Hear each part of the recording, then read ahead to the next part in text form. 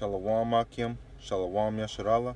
First off, I like to say, Kal Halayim La Yahweh, Bahasham Yahweh Shai, Natan Mashana Kabad, La Hazakwanyam, Shal Yasharallah, Wa Shalom, Wa Ahab, La Bakayar, Shal Yasharallah. This lesson is going to be about whom shall he teach knowledge. So I'm going to start it off with Isaiah 28:9. Whom shall he teach knowledge? And whom shall he make to understand doctrine? Them that are weaned from the milk and drawn from the breasts. Khan, this milk is the word of Yahweh Shai, the word of Yahweh. And the breast is the word being drawn from the book, because Yahweh Shai comes in a volume of a book. So it says, for precept must be upon precept, precept upon precept, line upon line, line upon line, here a little and there a little. And that word weaned means accustomed or strongly influenced by. The milk and the honey is seen as wisdom, knowledge, and understanding through the word, whom is Yahweh Shai. So we're going to start off with, or we're going to go to Exodus 3:17. And I have said, I will bring you up out of the affliction of Egypt. Now this already happened, but now this scripture right here this precept is spiritual. I'm going to read it again. And I have said, I will bring you up out of the affliction of Egypt unto the land of the Canaanites and the Amorites and the Jebusites, unto the land of flowing with milk and honey. Khan. So that affliction in Egypt. So we know who spiritual Sodom and Egypt is. And I went with the brother earlier today into the scriptures talking about America being like spiritual Sodom. You know, there's a lot of gays here, and it's accepted. It's so accepted here that if you say something to them, it's offensive, you know. But it's offensive to us, the men of the Lord, what they're doing. It's an abomination to Yahweh. So Yahweh's gonna bring us up out of the affliction of Egypt and unto the land which is flowing with milk and honey. Now spiritually, that milk and honey is this word. Now I'm gonna go into 1 Peter chapter 2 verse 1. Wherefore, laying aside all malice and all guile and hypocrisies and envies and all evil speakings, as a newborn babes desire the sincere milk of the word, that ye may grow thereby.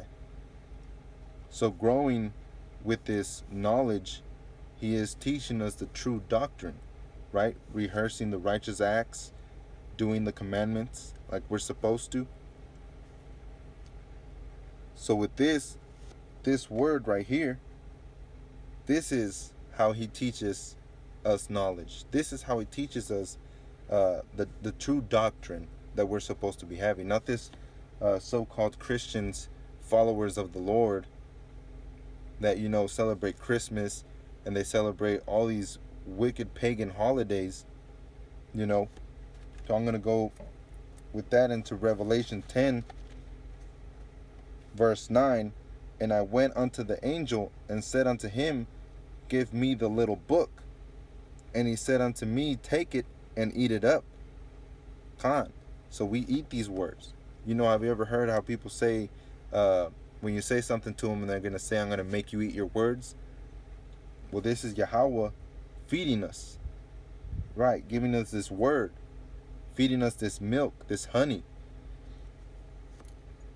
Let me continue. And he said unto me, take it and eat it up, and it shall make thy belly bitter, but it shall be in thy mouth sweet as honey. And it's bitter to us, because like I said earlier, we look around and we see all this evil and these abominations here in this world, in Esau's kingdom. We see it and it's bitter. We don't like it, you know, but it's sweet because we know the outcome. We know the scriptures through understanding and knowledge. You know, and you're going to have people that hate you. They're going to hate you for having this. They're going to say you're going off, or You don't know what you're doing, and how is it possible that you know what you're doing? It's just a cult, and it's not, because you're following exactly what the Bible is telling you to do, the word of Yahweh, while Yahweh Shai. So they're gonna hate you for rehearsing the righteous acts, So I'm gonna go ahead and, they're gonna give you, they're gonna ask you why you do the things you do. Why do you go out? Why do you make videos? It's for edification for the body, for the brothers. And going on to the highways and the byways, that's doing the works, the highways and the hedges. Let me get into Luke 14. Let me bring that out real quick. Luke 14, verse 23. And the Lord said unto the servant, Go out into the highways and the hedges, and compel them to come in to my house, that my house may be filled. Khan.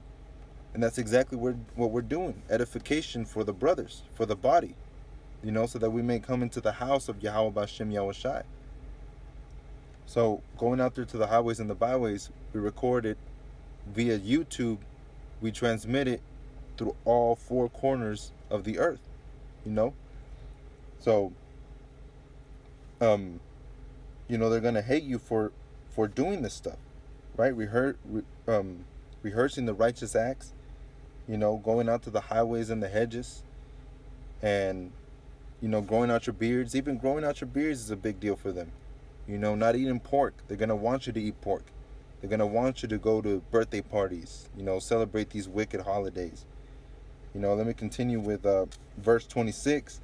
If any man come to me and hate not his father and mother and wife and children and brethren and sisters, and his own life also, he cannot be my disciple. And this is Yahweh Shai speaking. You can't be Yahweh Shai's disciple if you're not able to set aside worldly things for Yahweh Shai, for Yahweh, why Yahweh Shai. And that's exactly what he's telling you. Not unless you're able to hate them, Don't hate them like Esau hates, because we all know how Esau hates, right? Slavery, rape, murder. Hate them in a way that you're putting Yahweh, Yahweh Shai, before anyone else, because that's how it's supposed to be. Let me continue. And whosoever doth not bear his cross and come after me cannot be my disciple. Khan. So if you don't accept the way that you were before and change that, you cannot be a disciple of Yahweh Shai. You can't be worldly still. You can't still be dressing up, like a regular 2/3 over here. You can't be doing things like 2/3 do. You have to be different. You have to be righteous. You have to be rehearsing the righteous acts. Let me continue. For which of you, intending to build a tower, sitteth not down first, and counteth the cost, whether he have sufficient to finish? Do you have enough oil to finish? Do you have enough spirit to finish? Because I encountered, a person, and I personally don't know this person, but he was talking about how he had been in this truth for 5 years, and he couldn't take it anymore. He was being mocked and scoffed. He lost his parents and his brethren, his wife, and then his girlfriend, and his friends. Everybody was putting him aside, when it's supposed to be the opposite. He's supposed to be putting them aside. You come second every time when it comes to Yahweh, Yahweh Shai, or third, fourth, fifth. You have to treat it as dung. Let me continue. Lest haply, after he hath laid the foundation and is not able to finish it, all that behold it began to mock him. It's going to be worse for you, right? You're doing all these righteous acts. You're telling people, oh, you're going off. Don't eat pork. Grow out your beards. And then in the end, you fall out. They're going to make fun of you. Hey, remember whenever you were like this? And it's going to hurt you, actually, because you're going to know that this is still the truth. But there's nothing you can do about it. Let me continue. Saying this man began to build and was not able to finish. And I'm going to end it with that. This is for the Akim only. The elect of Yasharallah. Let's finish this race. Some of us just started, some of us have been this 30 years, but let's finish this race. And that's what this is about. You have to be in the spirit, stay in the spirit. Lift each other up for edification. And this is for edification for the brothers, the Akim, the chosen of Yasharallah. With that, I like to say, Barakatah Yahweh, Barakatah Yahushai, Barakatah Yahweh, Barakatah Yahushai. Shalom.